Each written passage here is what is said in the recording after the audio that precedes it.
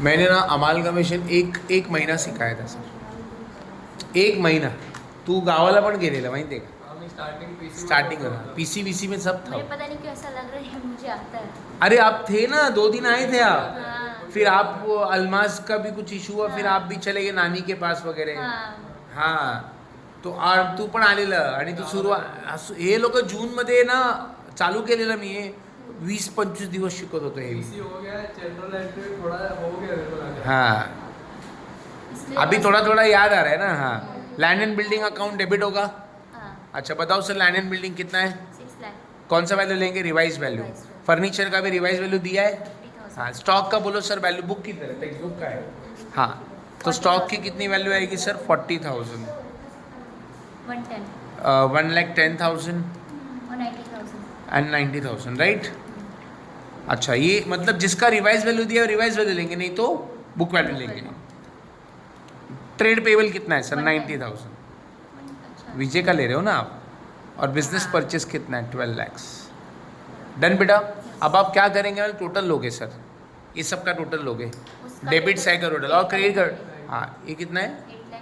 8,90,000. 8,90,000 है टोटल ना. हाँ. और इसका कितना है? 12,90,000. 12,90,000. अब आप देखोगे तो ये दोनों टैली नहीं हो रहा है सर. टैली होना बहुत जरूरी है.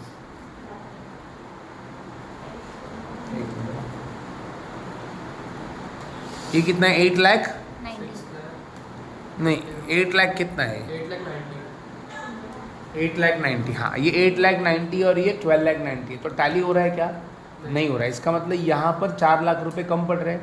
तो डेबिट में अगर 4 लाख रुपए कम पड़ रहे तो गुडविल होगा सर. क्या रहेगा?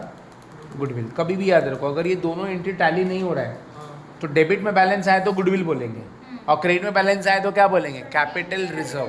क्या बोलेंगे? Capital reserve. ये उनको सिखाया हुआ है इसीलिए वो आंसर दे रहे हैं, तो डरना नहीं बेटा. हाँ. तो डेबिट में अगर बैलेंस आए तो क्या बोलेंगे?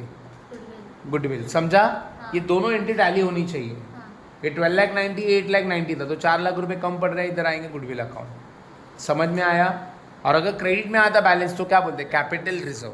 वीडियो बनाया है मैंने, एक बार जरूर देखना है आप लोगों को. ठीक है. चलो थर्ड एंट्री काय सर? तुम्ही कुठली करताय क्वेश्चन? आता समजलं कसं करायचं आहे? पूर्ण झाला पण? Very very good. आओ सर, अल्फा बीटा का एक क्वेश्चन है. अल्फा बीटा टेक्स्ट बुक में से. तो क्रिएट स्टैट्यूटरी रिजर्व. अभी स्टैच्यू रिजर्व का एंट्री निकालो बेटा. इसमें एंट्री मारो फटाफट. पहले स्टैच्यू रिजर्व की एंट्री क्या होगी? श्रुति करने वाले एंट्री. एंट्री क्या होगी? Amalgamation adjustment account debit to statue reserve export profit reserve.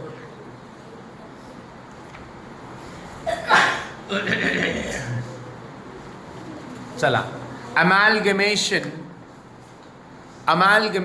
Account debit. Amalgamation adjustment account debit. Shruti entry कर रहे हैं. स्पेलिंग रॉन्ग पे. To export profit reserve. Amalgamation adjustment account debit to export profit reserve. Very very good. Export profit reserve. Wow. Yes. अभी कितना आएगा sir export profit reserve? 60,000. हाँ sir. देखो entry क्या हुई है हमारी? एंट्री है amalgamation adjustment account debit to export. ये हमारी एंट्री नंबर 3 ना. हाँ. इसको हम बोलते हैं, इसको लिखेंगे, इसका नरेशन रहेगा ऊपर वाली का. Asset and liabilities recorded. Asset and liabilities recorded ऊपर वाले का. इसका रहेगा बीइंग स्टैच्यू रिजर्व क्रिएटेड. हाँ. Asset liability taken over. इसका लिखेंगे being statue reserve created. Alpha आणि बीटाचा क्वेश्चन घ्यायचा आहे का? अनसॉल्वमध्ये बघा. अनसॉल्वमध्ये बघा. समझ में आया? ये हो गया. फिर फोर्थ एंट्री क्या होता है? बोलो सर फटाफट. Discharge of purchase. Discharge of purchase consideration. Entry क्या होगी sir? Discharge of purchase consideration. Old company. Liquidator of, एक minute, liquidator of Vijay limited. ये पीसी डिस्चार्ज है. सीक्वेंस वाइज एंट्री करना है सर. Debit to. अपन ने क्या दिया है उन लोगों को? इक्विटी शेयर दिया है तो इक्विटी शेयर लिखेंगे. Equity share capital. Okay. Cash दिया है तो कैश एंड बैंक लिखेंगे. पीसी में, पीसी चेक करने का. पीसी में देखो हमने पीसी में क्या क्या दिया है. पीसी में इक्विटी दिया है तो इक्विटी. पीसी डिस्चार्ज का एंट्री चालू है ना, तो उसमें इक्विटी दिया और कैश दिया है. तो वही लिखेंगे इक्विटी और कैश, और सिक्योरिटी एंड प्रीमियम भी आएगा सर। बच्चे बोलेंगे ऐसा क्यों आ रहा है, डोंट वरी मैं बताता हूँ। लिक्विडेटर ऑफ विजय, अभी पीसी का अमाउंट आएगा 12 लाख, ओके। इक्विटी शेयर में आएगा, कितना इक्विटी शेयर दिया है 60,000 इंटू 10। कैश में कितना लिखा है 3 लाख, 60,000 इंटू 10 6 लैक्स, और प्रीमियम में कितना आएगा मालूम है 60,000 इंटू 5, क्योंकि 5 रुपीज़ प्रीमियम है, ओके। तो 6 लाख 3 लाख 3 लाख, 6 लाख कैसे आया 60,000 इंटू 10, 3 लाख कैश बोला ही है। और प्रीमियम क्या होता है, जब हम फेस वैल्यू से एक्स्ट्रा इशू प्राइस होता है तो उसका प्रीमियम 5 रुपये प्रीमियम भी है, ठीक है। बीइंग क्या लिखेंगे सर यहाँ पे, बीइंग क्या लिखेंगे, देखो 60,000 इंटू 10 6 लैक्स, फेस वैल्यू यहाँ लिखना, और 5 रुपये जो प्रीमियम है वो सिक्योरिटीज एंड प्रीमियम में डालना है। बीइंग क्या लिखेंगे sir, payment of Purchase consideration settled actually. Yes, being purchase consideration settled, या पीसी डिस्चार्ज भी लिख सकते हैं। Next is what, Discharge of debenture. But debenture है ही नहीं बेटा, यहाँ पे डिबेंचर है ही नहीं, वेंडर के पास डिबेंचर है ही नहीं, तो छोड़ दो। Next Liquidation or realization expenses. Liquidation और रियलाइजेशन एक्सपेंसेस, इधर एडजस्टमेंट में दिया रहेगा, वो भी नहीं दिया है, छोड़ दो। नेक्स्ट वो भी नहीं दिया, एडजस्टमेंट में दिया रहेगा। Cancel profit in stock. हाँ ये रहा बेटा, कैंसल प्रॉफिट ऑन स्टॉक। तो इसका एंट्री क्या था, श्रुति बताएंगे इसकी entry. Goodwill account goodwill account debit to to stock account, भेटला का तुम्हाला, वेरी वेरी गुड। देखो कितना इजी है ना ये, अमाल कमीशन है ना, फिर बट थोड़े सा भी टफ क्वेश्चंस करेंगे ना तो थोड़ा सा डर लगेगा आपको, लेकिन डरने की कोई बात नहीं है। 25 Okay. 5,000 का 25%, बी 25%. 1,250, प्रॉफिट एलिमिनेटेड, इसको क्या बोलेंगे, बी प्रॉफिट एलिमिनेटेड, या कैंसिल भी लिख सकते थे, फ्रॉम स्टॉक, फ्रॉम स्टॉक। समझ में आया। अच्छा अब इसका अमाउंट कैसे निकालेंगे सर, देखो इधर लिखा है उसने, 5,000 का 25%। उसने बोला है 5,000 के ऊपर 25%, लेकिन याद रखो, सुनो सुनो सुनो, उसने बोला है 25% ऑन कॉस्ट, बट ये कॉस्ट नहीं है, ये सेलिंग प्राइस है बेटा। तो आपको याद आ रहा है वो टेबल मैंने बना के दिया था, 25% उसका इसका बता देता हूँ, उसने 25% किस पे निकालने बोला है, ऑन कॉस्ट। लेकिन बेटा ये कॉस्ट नहीं है, ये तो हमारा सेलिंग प्राइस है। तो याद करो टेबल था क्या हमारे पास, 25% का आई गेस 33.33 है। 20% ऑन सेलिंग प्राइस है, 16 पे 20, 20 पे 25, तो ये है 25% ऑन कॉस्ट, इसका मतलब 20% ऑन सेलिंग प्राइस होता है।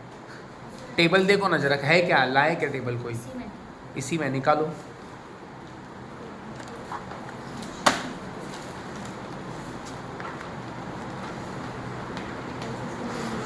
हाँ देखो ये रहा, सॉरी ये देखो, हाँ 25% ऑन कॉस्ट बोला है ना, तो 25% ऑन कॉस्ट, तो हमें 25% ऑन रेवेन्यू, रेवेन्यू मतलब सेलिंग प्राइस, समझा। तो अगर उसने कॉस्ट पे निकालने बोला और हमारे पास कॉस्ट है नहीं, तो हम किस पे निकालेंगे, सेलिंग प्राइस पे, बट परसेंट कितना लेंगे, हाँ तो ये टेबल याद रखना। अगर उसने बोला 33% ऑन कॉस्ट, कॉस्ट दिया नहीं तो हम लोग सेलिंग प्राइस पे निकालेंगे कितना, 25%। समझ में आया। तो इसी तरह से, किधर गया हूँ,